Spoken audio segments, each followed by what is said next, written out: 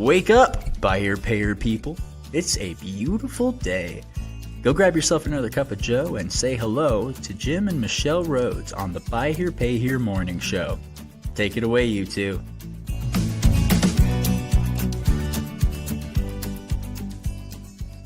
And we're live good morning. from Good Ogden, morning. Utah. Yeah. Good morning, friends. Welcome back to another episode of the Morning Show. I'm wondering if, okay, cool. You good on audio? Yeah. I think so. It all Okay. sounds fine to me. Looks Yeah. good. So just a couple of quick things to share. I would remind everybody that we are going to be at NIADA. I'm speaking on Wednesday. Meg from our team is on a panel on Tuesday. And We will have a look forward to booth. that. We will have a booth, so Remember what please the come number find is? us. No, but we'll get that stuff Like out. 122, Yeah. 121, Yeah. something like that. You don't have to worry Yeah. about it. With Michelle, you just listen for Michelle's laugh. You'll find her. So she's. Okay, I'm going to take that as a It compliment. is. It's a total compliment. You have. Everybody says you have a wonderful. You know what's funny about that is that my sister-in-law, when she hears me laugh, she's like, it is the exact same thing as John. And I've been to functions where John's friends are, and they'll hear me laugh, and they're like, "Oh my gosh, I thought it was John." Because we've got the same kind of. I've been around John some. I've never made that connection myself, but that's interesting. Pay closer attention. Okay, of course, yeah. But it was a compliment. Yeah. So I a couple other quick thing to mention. I shared with you last night. We had our first VA meeting of May, and so interesting to see the reaction of the dealers. We talked through some pretty, significant subjects, and one of the things that particular group had not yet seen the cash-on-cash return figures that we prepared. I introduced that last month. But after the first after meeting. that group had already met. Yeah. So they hadn't seen it. So I modeled that out for them. And it just really opens some interesting conversations when you can say, this is the rate at which you're recovering your risk, right? It's the cash risk and how quickly you get it back. Not what the amortization says, not what the months to breakout would be, but just actually applying their actual rate of collections to that number is like pretty interesting. And some of the dealers, I think, went away realizing, I got things to work on. Right. Yeah. Well, we had this week we ran a rerun on Wednesday. Right. And Jim and I have been we've talked through a lot of different topics. And there's some really great topics that we just want a little more time or whatever, but some really good meat on the bone for some of the things that we wanted to discuss. And today, I'm going to assume that this has a little bit to do with the fact that Jim went last Saturday. This is and took the class for concealed weapons in the state of Utah. So it's like that kind of stuff forefront. Am I wrong? I actually don't remember where the inspiration came from. I mean, I think there were conversations that day with your brother who was also there. The one that laughs like me. Yeah. And so I can't say that was the inspiration. I would say it's a combination of this thing you and I have been talking about lately, and this will be a separate podcast topic coming up, but this idea of being able to articulate the vision. And I think folks will be able to see how that ties in to what we're talking about today. We're talking about how to sharpen your aim. Yeah. And then be able to articulate that target. Yeah. That aim. And that's something that we've been talking about, like you said, recently a lot, about when, we have a lot of friends and family that are entrepreneurs themselves. And so they ask, what is it that you're creating? And so we start talking about a lot of the things, and they're sitting there trying, really, really like picking up all of but that we've missed the mark on some of those conversations where it's because they'll ask a couple of follow-up questions, and it's like then it hits, and they understand it. So we've been on this quest for a year or more. It's just like, you hear all the time like that elevator pitch kind of thing. It's like, how do we just really, really articulate in a very concise and understandable way Yeah. what it is that our mission is, and we just continue to get better and better and better and better. Yeah, I think some of those conversations, that's true. ChatGPT helps a lot because Mhm. it helps with the language to make it more concise. And so this is a part of what we're doing. And obviously with that, that's again a separate topic. I think we'll bring that back and dive into that in more depth. But This is today, about aim. yeah, and you know, in my past life, as you know, I was a gun shop owner, Wasn't archery a past instructor. life, it was just a few decades ago. Yeah. Well, honey, I just turned 40 in 2003. That's my new favorite good. I joke. know it is. You're Yeah. going to be using that a lot, man. Yeah. But- I picked that up from a comic. I've it's been funny. loving the reaction. It's It's funny. Yeah. So I'll have anyway, to do the math and figure out how. yeah. I'll leave you to that. Yeah. But no, it's just it's the idea that you know, in order to be able to kind of take some of those disciplines that I learned from being, you know, I grew up hunting and shooting and Mhm. shooting some distances and some of those kind of things. So there are a lot of things I learned in shooting as a young person. And then later in my adult life became a gun shop owner and then archery technician and kind of pro shop for archery, and was a coach. Like we would coach archers on, you know, how to shoot, right? And so I think the thing that comes about from that applies to our buy here, pay here business in particular, or any business really. Everything we're going to talk about here today would apply to most any business. And I think it's really about how to create the language. So part of this is about language, right? We're talking about that with the articulating thing, to be able to express as specifically as you can what it is you're aiming for. But let me kind of take you through. I loaded up some stuff on kind of an archery kind of analogy here. So you know, you've got a target on the screen there. For those not seeing the screen, I invite you to check this out on YouTube. We've got a couple things we'll refer to here, but that target is much like what you would expect to see on an archery range. Doesn't matter if you're, you know, a boys camp in the summertime or whatever that's going to look like. This is what archery targets often look like. And let's say, Michelle, you're my student, and last week we had a, you know, more like an ongoing training thing. And so last week we practiced and you were getting better and all the arrows hit the target last week, right? So you kind of, everything pretty much landed in that white ring. So when today we look at that and we think, okay, so today we want to get a little more, we want to try to improve, right, our success and our accuracy in what we're doing. And so one of the things I would be doing if I were coaching in that situation, I would say, last week we did well. We, you know, for being new, you're pretty inexperienced and you managed to get all the arrows on the target. This week I want to try to work on, you know, getting that dialed in a little bit more. And one of the ways we could do that is if I pull out a black marker before you shoot, I'm going to walk down the range and I'm going to pull out a black marker and I'm going to do this to the target. I'm just going to put a big cross on it. And I'm going to put a little dot in the middle. And I'm going to ask you, Michelle, do you want me to change anything about everything that we did last week? The way you hold the bow, all the stuff is the same. All I'm going to ask you to do is focus very much on that black dot in the middle of that yellow circle. And I want you to, as you visualize that thing as you shoot, I want you to imagine the arrow going right into that black circle, that little small black circle. Okay. So it's like, I'm just asking you to do a couple things. So everything about your setup, all the equipment is the same. All I'm really asking you to shift is your mental focus. Okay. So this is something, guns, anything is like, I'm just asking you to get more precise in your focus about what it is that you're going to do. So now, without ever shooting, you can imagine if I bring that to a student, don't you think that just based on that alone, I'm probably going to land a lot more arrows in the red, at least? Oh, yeah. So I want to ask you, I agree. I'm completely. You know that would be the outcome. You know that would be the outcome because the more focused you get, the higher the likelihood of hitting the spot.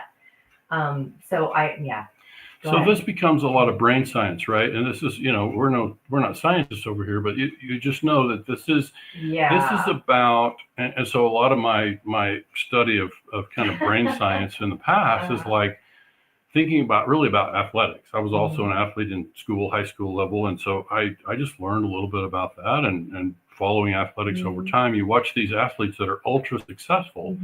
And one of the things that you recognize in that is that they develop a practice where they get very precise in their visualization.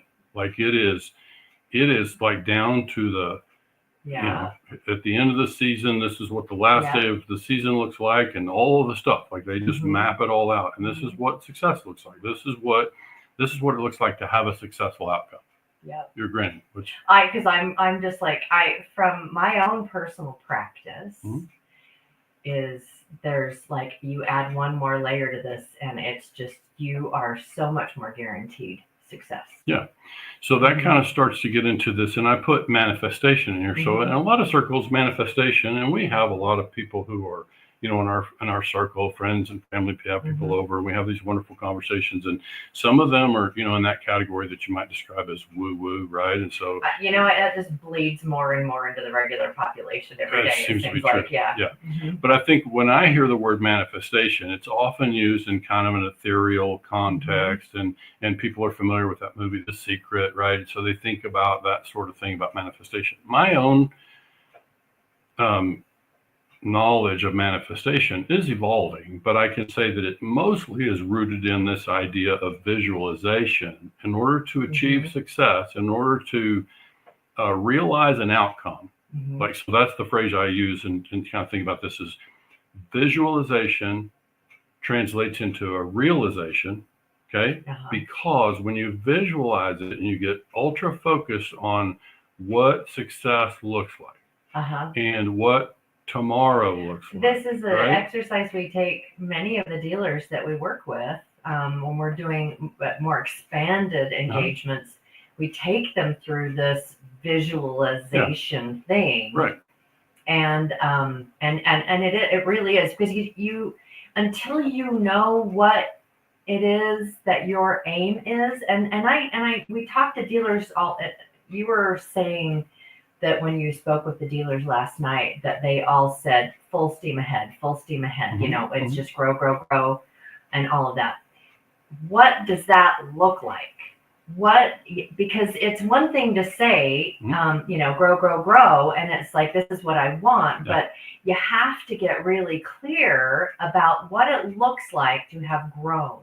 And then, you know, that also helps you with deconstructing that visualization to like, what are the things that potentially, because I mean, gosh darn it, when you're, when you're talking about manifestation, you have to be willing to pivot, because you have this is the thing. And then like when you're doing target practice, the wind comes up. And so you have to be, you know, account for the different things. This is the end goal. But, you know, account for all of the, you know, the different stuff that comes along with it. And I love this. I love how it ties into what it is that you were talking yesterday. And this is something that we are going to be revisiting. We've talked about vivid visioning. And it's like, get really, really, really clear about what that looks like. Right. I think dealers can expect to see us take them more carefully through a vivid vision exercise, through the podcast even. So I think this is part of where you can expect to see us go in the coming weeks. But I would also say, and I did load up some things. Let me kind of take you on through some of the stuff that I think would help. And when it comes to articulation, these are some language tips that I put together. Okay, so kind of just touches on what this is awesome. This is the first time I'm seeing this. Yeah, I just prepared this morning. But language tips for setting buy here, pay here business and LHPH business targets. So I'm suggesting common phrasing, thinking about things that I heard in the meeting last night, right? So these are things that dealers say, and of course they just light talk, you know, in a conversation. But I'm challenging everybody, and this again, any business, it's like when a dealer says, I'm looking to freshen my inventory.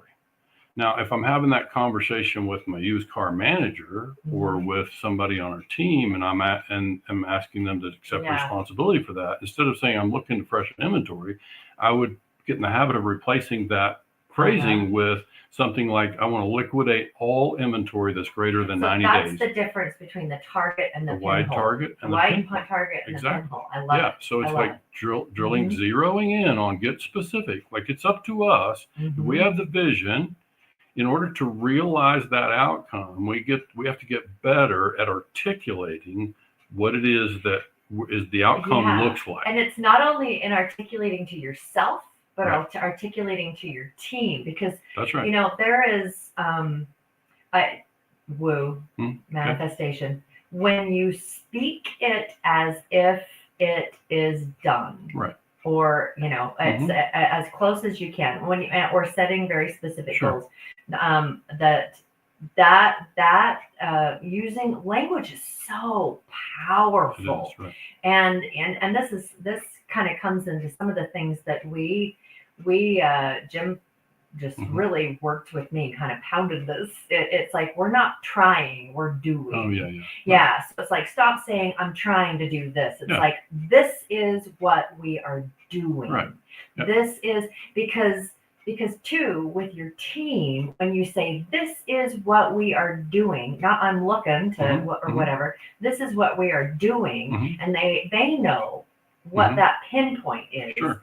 Again, your likelihood of accomplishing that goal just dramatically increases. And I think part of what you can do, and this is just kind of a basic management tip, I would say that if I set targets that are achievable, because if I say to, the team right here, we're going to liquidate all inventory over 90 days, and they're going to say, good luck, boss, whatever. If they don't buy in, right? So why wouldn't they buy in? Because we've talked about this kind of thing in loose terms in the past, and we didn't achieve it. And so that's why they don't buy in.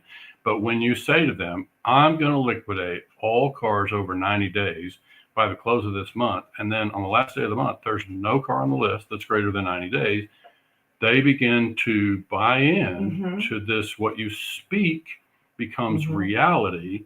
And now our ability to achieve that, and it translates to the team, right? It affects the culture. Absolutely.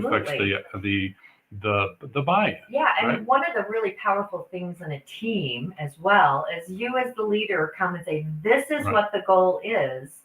How do you suggest we achieve that goal? And let them buy in by coming up. It's like, this is the goal. Yeah. This is what it looks like in 90 days. Right. How would you do it? Yeah. How would you do it? How would you do it? Sure. And then working together as a team, because when you can get them like focused, it's like, oh, and you see teams, the whole team all locking in on that target, all locking in, and it's like, what can I do? What can I do? What can I do? What can I do? So back to our archery target, if you're that student and I say we're going to focus on that little black dot, okay, and now are you going to hit the little black dot every time? No, but by having that focus and that target, that objective, that level of discipline to stay on that, and when you release it, you imagine it hitting that black dot, then I'm going to be able to back up and say, look at that, all of them inside the red circle. I bet you didn't expect last week you'd be able to do that. Yeah, right? Yeah. And so that's part of it too, is that we have to celebrate with our teams, like the good things that happen, even if by chance you don't hit that exact thing. It's like, look at what we've done. Look at where we've gone. I've got a couple more of these examples. Let's show those. Not phrasing like, I'm looking to grow the portfolio this quarter. I love this because it's like, I hear this all the time. I'm looking to do this. I'm looking to do this. It's like, okay. Let's break it down. What does it take? So if I said to my team, I said, in this quarter, our target is to finance 90. I'm just threw some numbers in here. The idea is to get specific. We're going to finance 90. We're going to limit our charge-offs to 60. We're going to focus on 30 net sales. That would be the outcome of financing 90. Net sales is kind of my own term for finance 90 and charge off 60, and increase the portfolio by 23 accounts, allowing for some payoffs and $250K in principal. Again, just throwing numbers on there. But by getting that specific, this is the aim. So everybody on the team, I have articulated that in a way that the team can know this is the objective. And because I articulate that objective that precisely, the chances of us achieving that become so much higher. Agreed. And I love too, in this, teams look to their leader for direction, and they look to their leader for clear direction. Right. And when we're not clear, then they can wander, and and so too, when we're doing something like this, hopefully in our weekly team meetings and things like that, these goals, these targets are re-articulated, recalibrated if need be, and that as you go, you celebrate each step of the way the successes towards that. That will help your team immensely to be able to see that. And when you can start doing this kind of stuff, then the next quarter, when you've got the next goals, it becomes more possible to them. Right. So taking this same one, I said that and this was a target, finance 90, whatever, increased by 23 accounts and 250K in principal. Yep. What if I only came in at 21 accounts gained and 200K in principal? I still achieved what I was originally thinking, which is I'm looking to grow the portfolio. True. So instead of saying, and right, and then too, it can become a game with the team where it's like, oh, we almost hit the mark. We're going to do it this year, this month, or this quarter. And we've talked about this a long time ago in the podcast. We talked about this thing where early on in my coaching days, I kind of settled into doing weekly objectives with people, or weekly initiatives rather, with things that were dealers that were kind of stagnant, right? And it worked. We started chipping away and set targets that were achievable, and we'd go knock them out, and then the team buys in, and then we're knocking out targets week after week. And we don't hit them 100% of the time, but we hit them high enough percentage of the time because we were purposeful in setting those targets that we set them in a way that they're achievable. The team says, I realize I can achieve that. I set a reasonable target. I knocked it out, and I'm better. I look back at the quarter, and I can see that, oh, wow, I made a lot of progress, and it wasn't aware in the moment. But last one is kind of on the same track, of course. Instead of saying I'm looking to improve cash flow, if instead I said by the close of July, I'm looking to reduce expenses by 40%, or from 40% of P&I collected to 36% of P&I collected. It just 4%. So I can do that two ways. I can increase my P&I collected. I can reduce my expenses. But my goal here is so what happened? I increased cash flow. When I achieved that, because I'm very specific about, and I help the team and everybody that's working with us to recognize this is the target, this is the outcome. And when I can express that and articulate it well, that my chance of actually achieving that outcome just goes up sharply. Yeah. Right?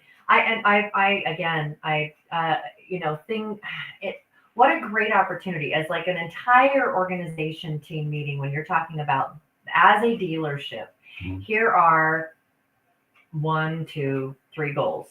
These are things that we're doing. And as a team, you're developing your plan around how to do that. What a beautiful thing as well to be able to educate your team members about what these things mean. Right. And so here's the layer. There's a couple of layers that I will help you get that target.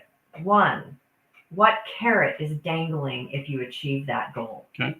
That it's really, and it's not just, yay, we accomplished the goal, but some kind of carrot. It doesn't have to be, the Cash same reward. thing. It's some kind of carrot for the team that the team can buy. It's like, yeah, I want that. Yeah, I want to be able to do that.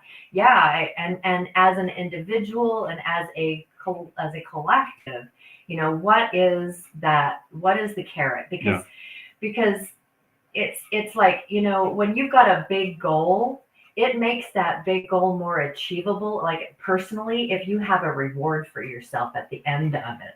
It just does. And so it's like, when we achieve this, that we're going to go, do this, or that we are going to buy the thing, or we're going to whatever.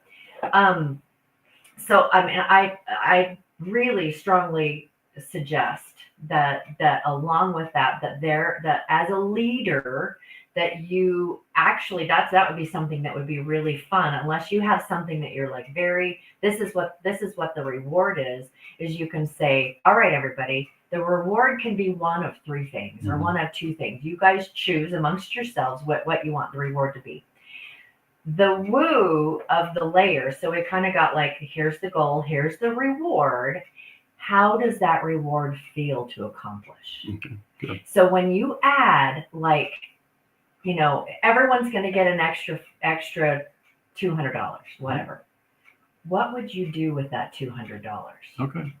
How would it feel to have that? Because it's like, to me, it's like the whole manifestation thing, clear directives, reward system, and really, really just learning to, and so this is where some people are like, that's real woo, but it is so flippin' powerful when you can feel what it feels like to accomplish that goal. And then every time you're looking at the goal and you're thinking about the goal is kind of make yourself until it becomes second nature.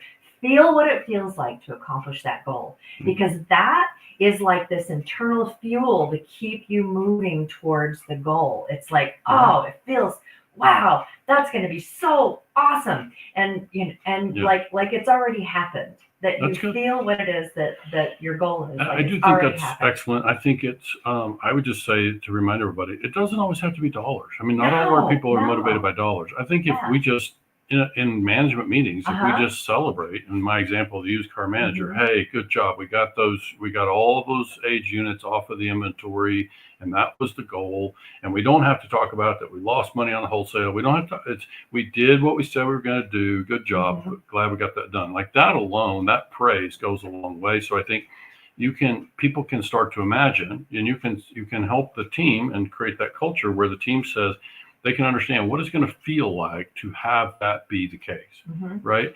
And so I think this is there's a lot of interesting elements in our buy here, pay here business that we can create. But I think the first order of business is for the dealer principal or whoever the leader is that we're just listening. Is like whatever that outcome is that you're looking for, you have to get clear yourself first, and you have to set a reasonable target.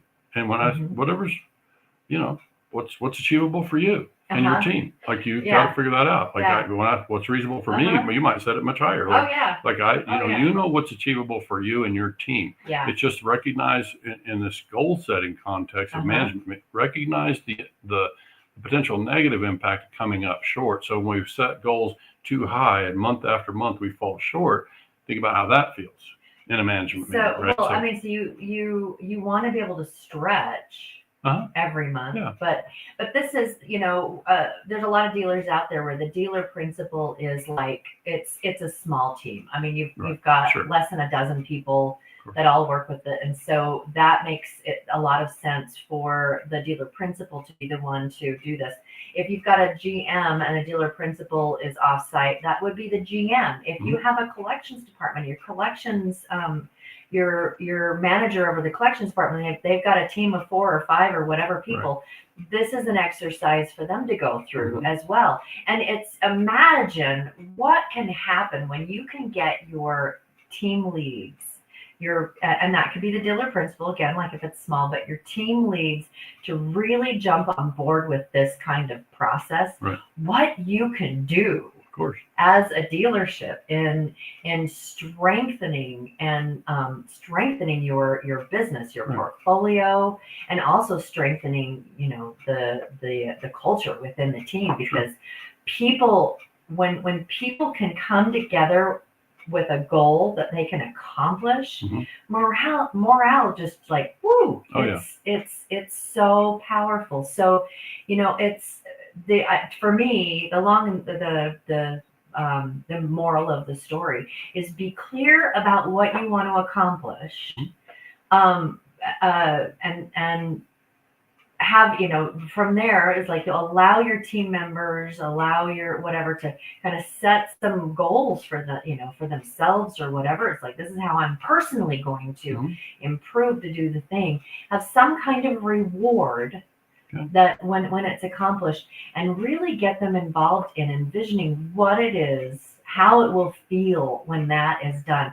Because I'll tell you one thing, teams nowadays, they appreciate being able to accomplish these kind of things, but that are especially, this is going to sound like I'm off the track, but it's not, because this is like a very foundational thing. They want to know that they're going to personally have a better experience by accomplishing this goal. And people feel good about knowing that they contributed Yes. to the success. But and Right. you know, because we talk, and I see a lot these younger people that are now in the workforce and all of that.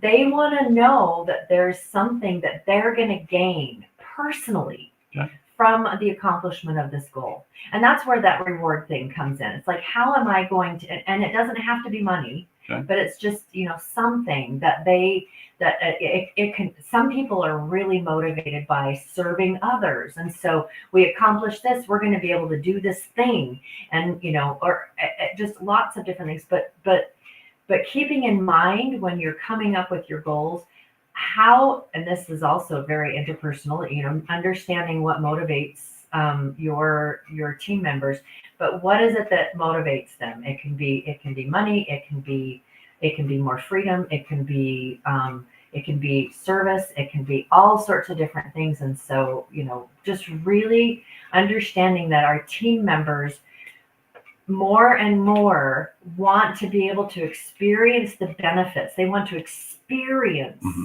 the benefits of achieving goals, rather than just, it made the dealership more money or whatever. But it's just, how can we experience the accomplishment of these goals? Good. And I would say that dealers, if we think about just buy here, pay here dealers, people that are in 20 groups, people that are in V8 groups, now that we've called this out, they can recount, they can think back on conversations within these meetings, and there are dealers in the room who speak this way. Oh, yeah. Who speak precisely about what it is they're looking to achieve. Absolutely. Instead of just in generalities. And there's an old phrase that I don't love the phrase, but it sort of applies here. It's like the difference between hoping for business and being open for business. It's like, it's the hope thing is like, well, I hope we can, do this, or I hope we can do that. When you replace that phrasing with, we're doing this, our target is this, and you get precise about it. I think that's the part that I would drive home for dealers is, regardless of what that target is, recognize that the words that come out of your mouth, the words that you choose to articulate what it is that you're looking to have happen, the more specific you get about that, the greater the chance of success. Just because,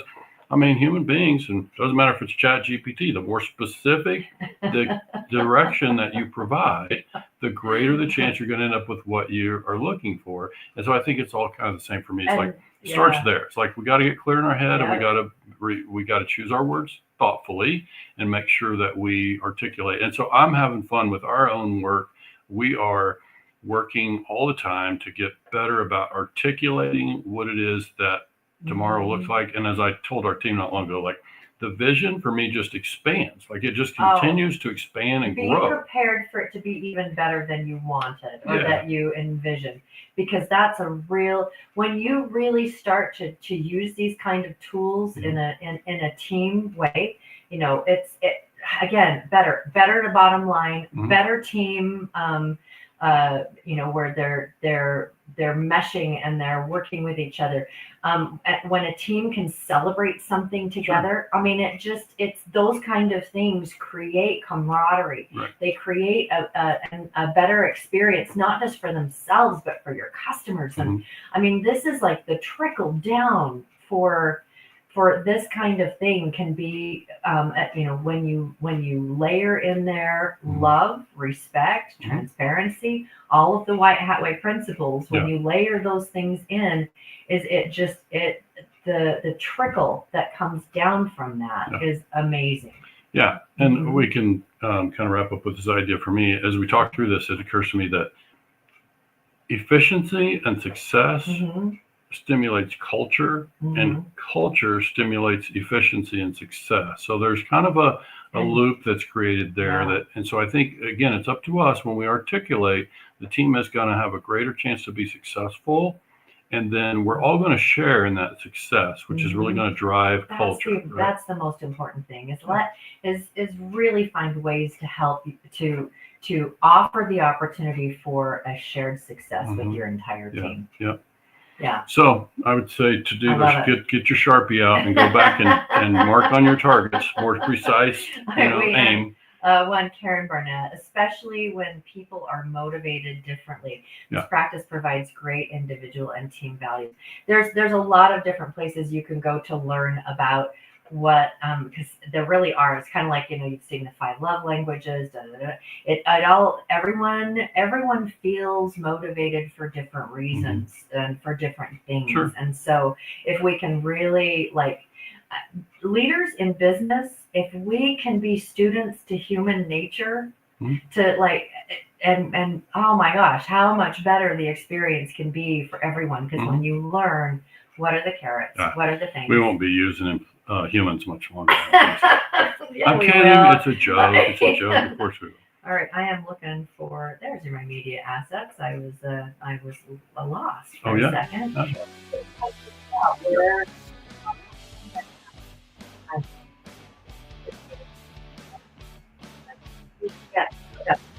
Everybody, thanks so much for joining. Yeah, It's just a Friday. quick note. We'll have a marketing conversation next Friday, so be sure and turn. Oh yeah. We do. We have a marketing conversation next Friday. Enjoy your weekend. It's spring, beautiful time of the year, and we know that you guys are busy. You have a lot of choices of where you spend your time. Thank you for spending a little bit of time with us today. All right. Have a great afternoon, everybody. Thanks again.